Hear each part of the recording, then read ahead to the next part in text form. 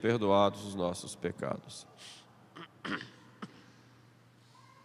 Podem sentar.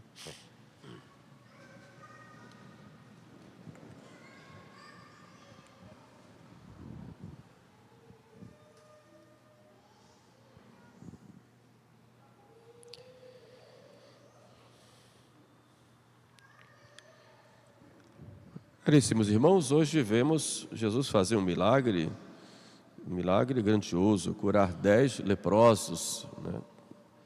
De uma vez só, né? Vemos Jesus diante de um leproso tocar, né? Se queres, podes limpar-me. Jesus disse, quero ser limpo, e a pessoa ficou limpa, curada da lepra. Só que hoje aparecem 10. Jesus está descendo da Galileia, indo para a Judéia, ali pela Samaria, e ali encontra um grupo de leprosos que vem e fica ao longe. Os leprosos, eles não podiam ficar no convívio das pessoas nas cidades, em geral ficavam fora e sempre em grupos, e não podiam se aproximar das pessoas. Quando estavam de longe, tinham logo que gritar, usavam muitas vezes vestes diferentes e não podiam chegar próximos, não tinham vida social. Por isso, em geral, viviam em grupos, companheiros de infortúnio e da própria doença e da própria marginalização social. A lei antiga dizia isso exatamente para evitar o contágio, segundo alguns autores. O fato é que Jesus vai passando, quando chega perto da cidade, 10 leprosos vêm e ficam de longe e gritam juntos, Jesus, mestre, tende piedade de nós. E a ação de Jesus, escutando, logo diz a eles, ide, apresentai-vos aos sacerdotes. Esse mandato de Jesus era porque na lei antiga, quando alguém ficava curado da lepra, deveria se apresentar aos sacerdotes, que olharia, faria uma cerimônia legal, e aquela pessoa, uma vez detectada a cura, poderia voltar para o convívio social. A lepra não tinha o sentido que tem hoje, o mal de Hansen também, mas toda doença de pele era considerada como lepra.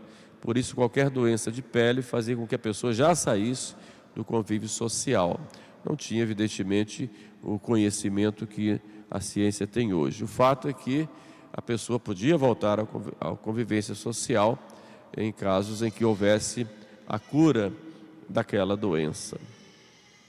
Segundo os santos padres, aqueles leprosos representam a humanidade que grita por misericórdia diante de Jesus. E coloca Jesus mestre, porque o mestre é aquele que ensina.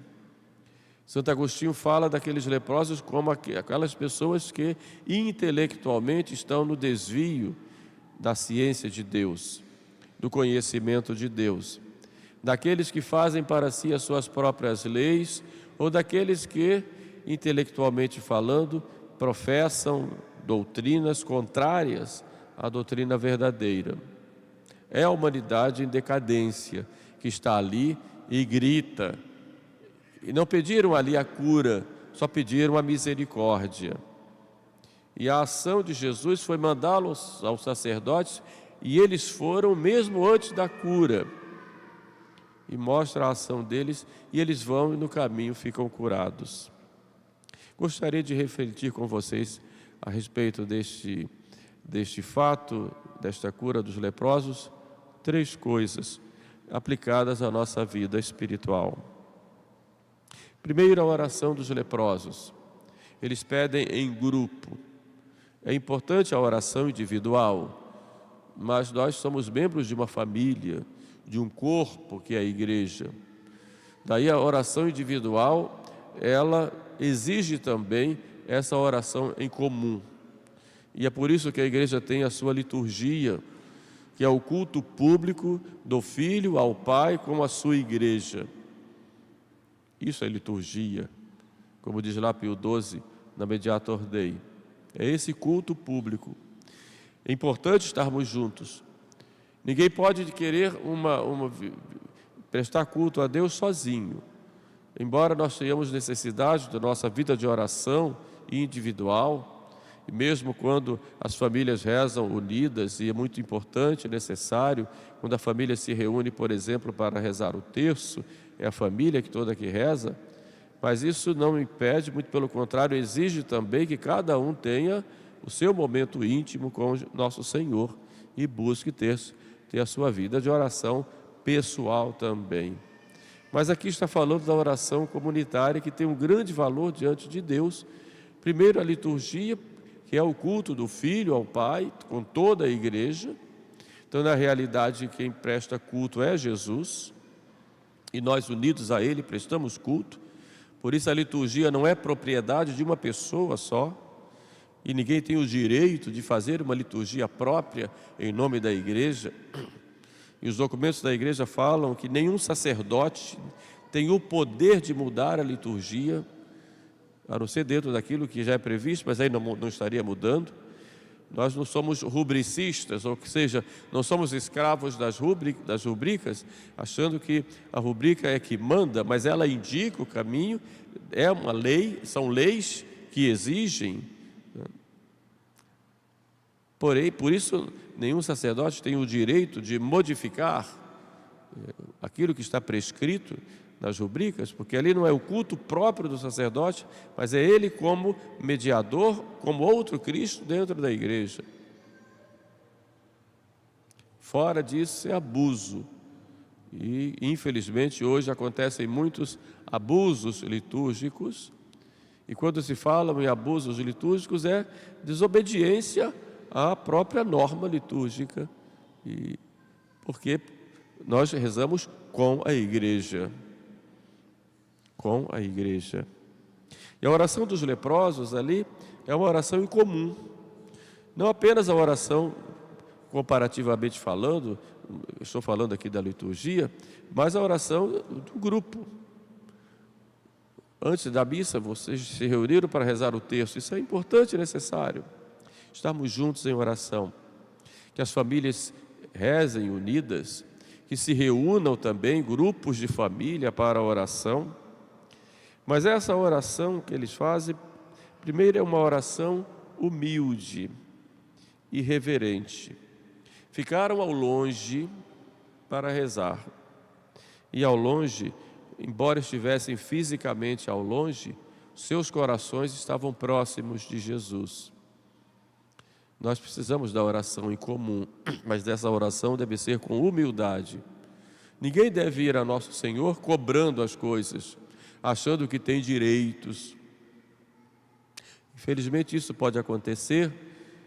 Eu faço tudo bem, Senhor, vou à missa, rezo, ajudo as pessoas, não mato, não roubo, não faço maldade para ninguém, por isso o Senhor tem que me dar as coisas que eu quero.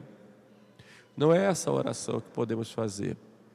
Deus não nos deve nada e nós temos que reconhecer que tudo é obra da graça. Sem mim nada podeis fazer, mas nós não temos merecimento nenhum a não ser os merecimentos de Cristo. E é claro que podemos merecer juntamente com Cristo, mas nunca sozinhos. E todo o merecimento que nós tenhamos e podemos ter será sempre merecimento em comunhão ou juntamente com os merecimentos de Jesus.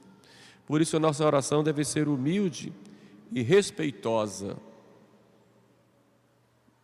É o meu Senhor, é com Ele que eu estou falando.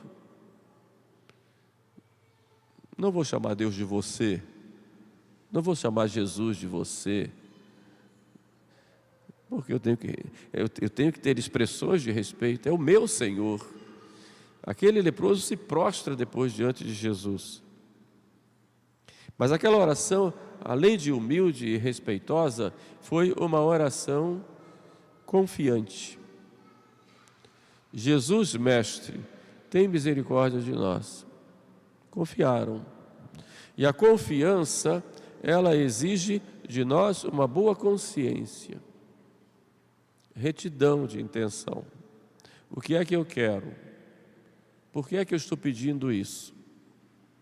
De que isso que eu estou pedindo vai me levar para o meu fim último? Tenho que confiar. Mas essa confiança vai ser acompanhada e fundamentada na minha retidão de intenção. E essa retidão de intenção vai me levar à esperança, e essa esperança leva à confiança. Tenho que confiar, mas tenho que estar resignado, submetendo a minha vontade à vontade de Deus. Nós podemos rezar e devemos, mas temos que deixar Deus agir. É claro que Deus sabe do que nós necessitamos, e a oração é para nos mostrar, para que nós vejamos que nós somos frágeis, pequenos, e sem a graça não podemos nada. E Deus, na sua infinita providência e sua infinita misericórdia, Deus já propôs nos dar as graças, contando com a nossa oração. Por isso temos que pedir. E é o próprio Cristo que nos diz: pedi e recebereis. Então peçamos com confiança e com resignação: seja feita, Senhor, a tua vontade. E eles ali não pediram cura, como eu disse, pediram a misericórdia, porque tudo é obra da misericórdia de Deus, do seu amor por nós, que se encontra com a nossa miséria. Daí misericórdia. E ali estavam eles, como eu disse inicialmente, unidos em oração. Nós hoje vivemos época muito difícil na história humana, uma mudança de época, e que nós sabemos onde isso vai dar. O mundo já vive uma tragédia. As pessoas por aí começam a falar em profecias, que vai acontecer isso ou aquilo, e que vai haver uma grande explosão e grandes problemas. Meu Deus do céu, isso já estamos vivendo. O que é o problema da destruição da família? Programativamente, a omissão daqueles que devem defender as virtudes. O que é isso senão uma tragédia? As pessoas perderam o sentido da vida. A tragédia da droga, nossa juventude mergulhada na droga, mergulhada no vício. O que é a tragédia, senão no meio da juventude, a pornografia, sobretudo na juventude? O que é essa tragédia da quantidade imensa de divórcios, em que praticamente metade das pessoas que se casam, quando se casam, se divorciam? O que é a tragédia das nossas crianças não terem mais perspectiva na vida, de vida moral, espiritual? O que tragédia grande é essa na igreja, em que o modernismo se infiltrou de tal forma que muitos já vivem uma religião sem fé, onde se coloca em dúvida em muitos meios católicos até a veracidade do que está escrito na Bíblia, em que se coloca uma divisão entre o Cristo da fé, que foi construído depois do Cristo histórico, e foi o que existiu. Isso é uma tragédia, uma grande tragédia moral, em que o demônio, como dizia Papa Paulo VI, penetrou por alguma brecha na igreja, e ele falava na época da fumaça de Satanás. E podemos ver que hoje não tem só a fumaça, já tem o próprio Satanás dentro, em muitos meios. Uma tragédia. Então nós precisamos muito termos esse espírito de oração. E precisamos muito rezar, juntos. Juntos. Nós precisamos de uma verdadeira conversão em comum. É preciso voltarmos às pregações para a salvação das almas. É isso. Não se fala mais em salvação. Não. Não se fala mais em conversão do pecado. Não. Agora temos que ter uma religião de palmas, de alaridos, de divertimento. E se a gente não faz uma liturgia divertida, não atrai. Então eu vou à igreja para quê? Para participar do sacrifício do Calvário renovado no altar, tornado presente no altar, ou vou à igreja para me divertir? para bater palmas, dançar, virar cambalhotas. É para isso que eu vou à igreja. Isso é uma tragédia.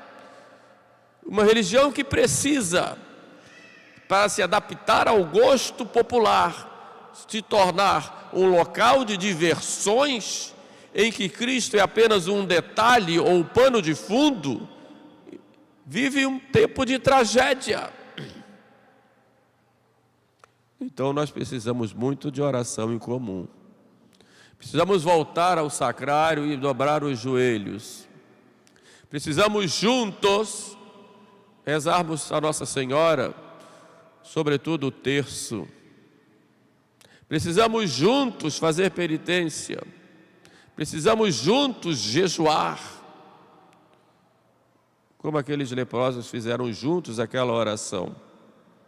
Pela nossa igreja, pelas nossas famílias, pelas nossas crianças, que já estão sendo corrompidas bem pequenininhas. Satanás está se divertindo com toda essa situação,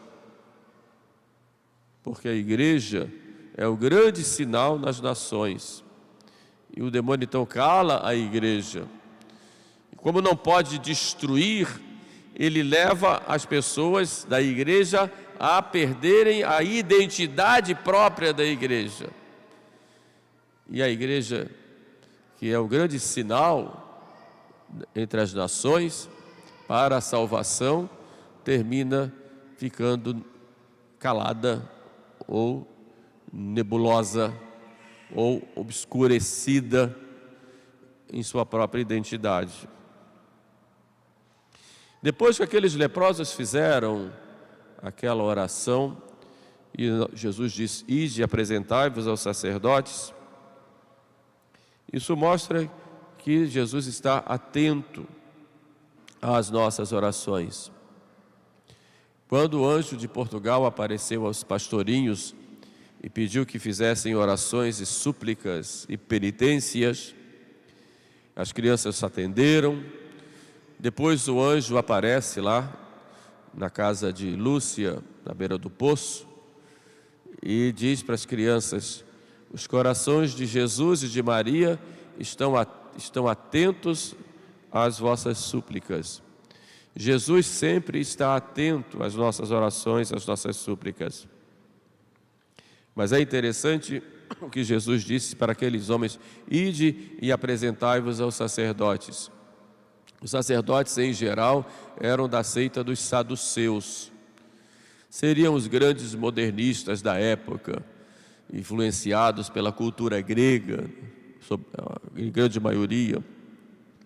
Mas Jesus mostra aí o respeito que ele tinha àqueles sacerdotes, que embora muitos estivessem corrompidos e até hereges, no dizer atual, porque muitos não acreditavam na ressurreição, nem em anjos e outras coisas, mas Jesus respeita a autoridade deles e diz: ide e apresentai-vos aos sacerdotes.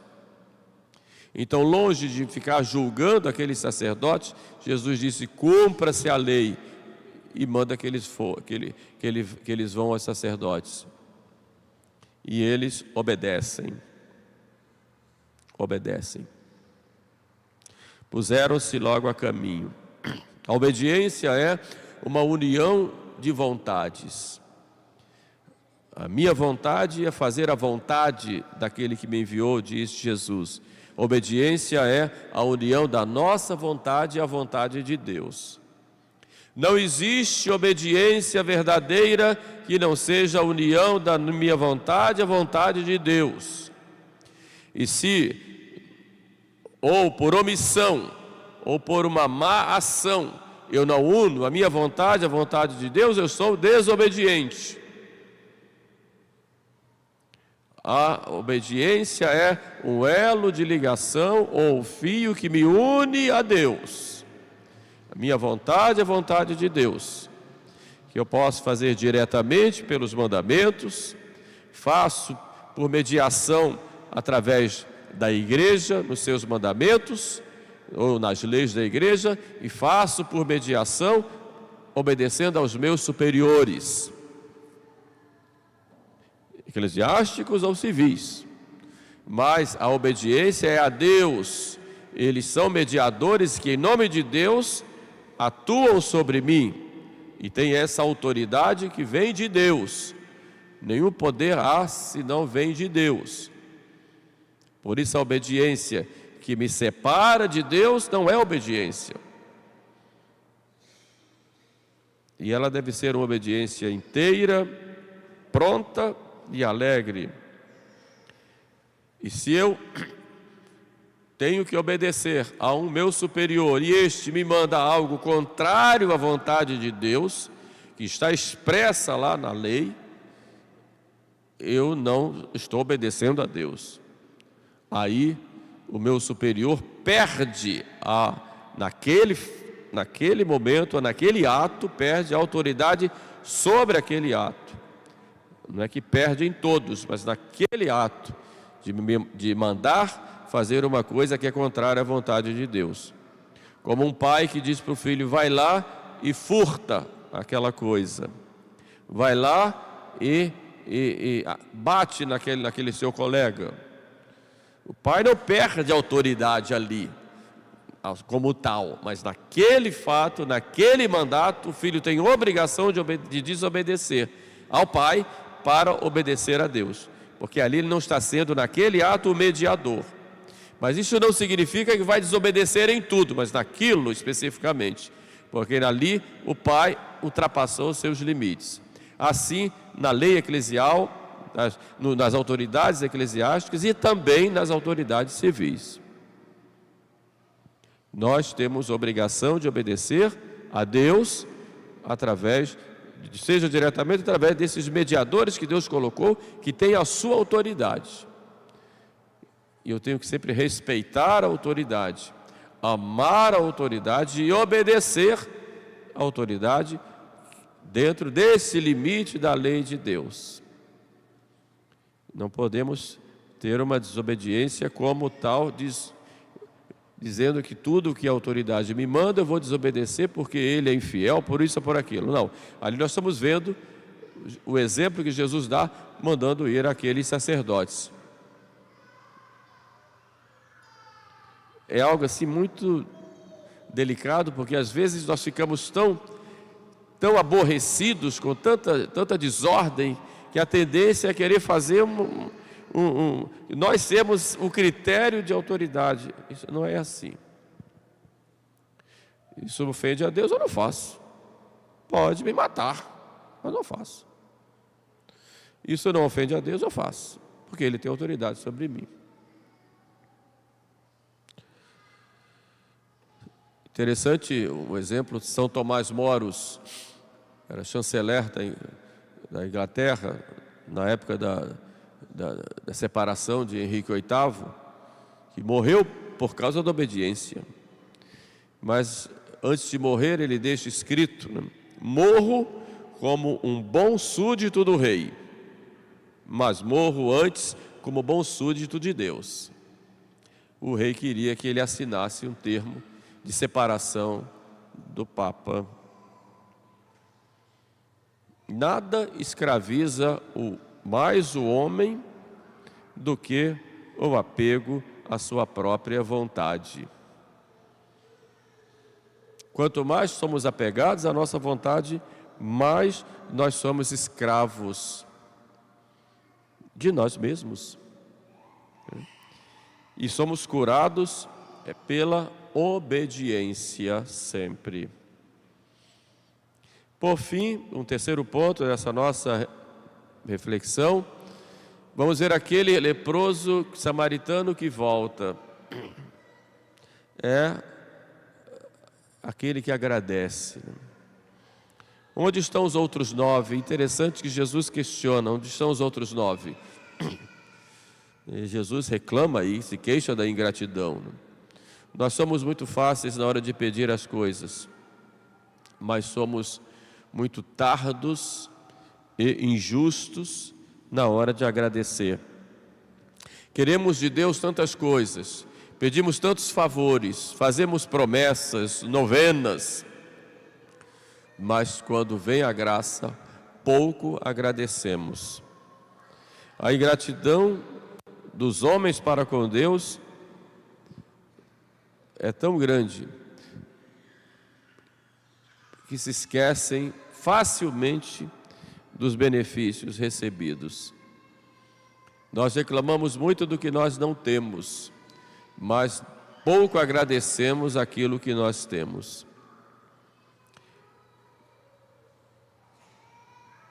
Muitas vezes, aqueles que são os maiores pecadores são os que mais agradecem. Interessante quando são perdoados. O samaritano era considerado inimigo dos judeus e foi o único que foi lá agradecer. E os outros? Se esqueceram daquele benfeitor que é Jesus. Quantas vezes nós agradecemos as graças que nós recebemos? São Paulo diz: em tudo dai graças. Poucas vezes agradecemos. Quando levantamos de manhã, agradecemos a Deus à noite. Durante o dia, quantas vezes paramos para agradecer? É interessante que quando nós olhamos as pessoas, que tantas pessoas não têm aquilo que nós temos, nós podíamos olhar: meu Deus, muito obrigado, Senhor. Eu tenho 2 olhos para enxergar, eu tenho 2 pernas para andar, eu consigo ouvir, me sento à mesa, tenho esse alimento, posso ir ao médico, posso tomar essa medicação, ou graças a Deus eu não tenho nenhum problema de saúde, consigo ler, consigo aprender, consigo estudar. E do ponto de vista sobrenatural, tenho a missa, tenho os sacramentos, tenho o sacerdote, tenho a igreja, tenho todos os meios para a minha santificação. Obrigado, Senhor. Obrigado. Há tantas pessoas, mesmo no Brasil, que não tem missa, porque não tem padre. Imagina os nossos irmãozinhos lá da Amazônia. Tive a graça de estar lá, pessoas que têm padre uma vez por ano. Uma vez por ano. Como esse povo vive sem os sacramentos? Uma vez por ano. E conservam a fé, porque Deus dá a graça também, é claro. E quando chega o sacerdote, que alegria! O sacerdote muitas vezes chega no seu barco e fica ali fazendo a desobriga e atendendo as pessoas, atendendo confissões. Que responsabilidade nós temos com cada confissão que nós fazemos? Ou ficamos brincando de confessar? Qual é o propósito que nós temos de emenda quando vamos ao confessionário? Nenhum? Ou está muito fraco esse propósito? Posso pecar à vontade, qualquer coisa eu tenho um padre à disposição.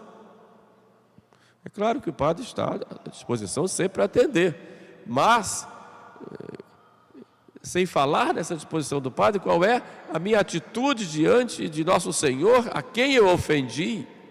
Que propósito eu tenho? Acabei a confissão e logo caio no pecado. Qual era a minha intenção que eu tinha para me confessar? Era apenas para anestesiar a minha consciência, o meu sentimento de culpa, ou era um arrependimento mesmo, movido pela graça, um arrependimento sobrenatural, e não apenas um sentimento até religioso, mas mais psicológico, de alguém que estava culpado e que queria tirar aquele sentimento de culpa para poder comungar. Isso não é responsabilidade com Deus. Então é preciso tomar cuidado para não abusarmos da graça de Deus e agradecermos a Deus. Meu Deus do céu, graças a Deus, eu posso ir ali àquele sacerdote, posso ter os sacramentos, posso ter a Eucaristia, a comunhão, graças a Deus. É uma graça. E nós não só não agradecemos a Deus, como muitas vezes abusamos dessa graça de Deus. Quantos vieram agradecer, a não ser esse estrangeiro, este que é considerado um grande pecador? Façamos da nossa vida uma intensa ação de graças. Aqui encerro com uma citação de Santo Agostinho, que diz: toda a nossa vida presente deve discorrer no louvor de Deus, porque é nela que consistirá a alegria sempiterna futura. E ninguém pode se fazer idôneo da vida futura se não se exercita agora, no presente, neste louvor. Então seja a nossa vida um grande louvor de ação de graças por tudo o que Deus nos concede, porque será assim para nós a eternidade. Amém.